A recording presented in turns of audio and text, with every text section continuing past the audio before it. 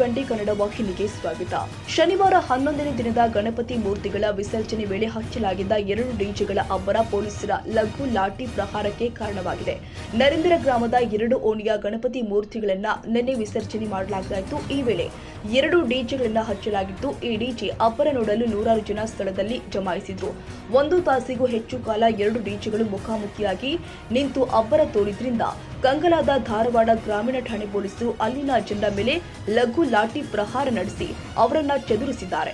ಇದರಿಂದ ಜನ ದಿಕ್ಕಾಪಾಲಾಗಿ ಓಡಿ ಹೋಗಿದ್ದಾರೆ. ಪೊಲೀಸರು ಡಿಜೆಗಳನ್ನ ಬಂದ್ ಮಾಡಿಸಿ ಶಾಂತಿಯುತವಾಗಿ ಗಣೇಶನ ಮೂರ್ತಿಗಳು ವಿಸರ್ಜನೆಗೊಳ್ಳುವಂತೆ ಮಾಡಿದ್ದಾರೆ.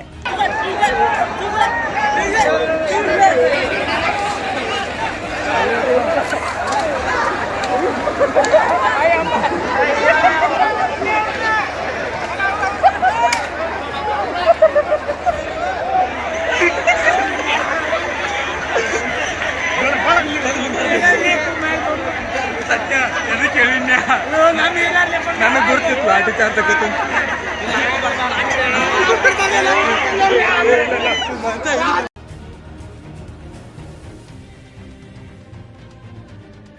ಕನ್ನಡಿಗರ ಮೆಚ್ಚಿನ ನಿಮ್ಮ ಟಿವಿ20 ಕನ್ನಡ ವಾಹಿನಿ ಇದೀಗ ಟಿವಿಯಲ್ಲಿ ಲಭ್ಯ.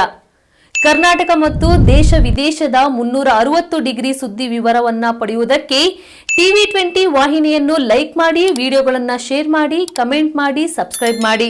HCN ಕೇಬಲ್ 842 ನಂಬರ್ನಲ್ಲಿ ಹುಕ್ಕೇರಿ ತಾಲೂಕು ಹಾಗೂ ಸಂಕೇಶ್ವರದ ಸುತ್ತಮುತ್ತಲಿನ ಹಳ್ಳಿಗಳಲ್ಲಿ ಲಭ್ಯ.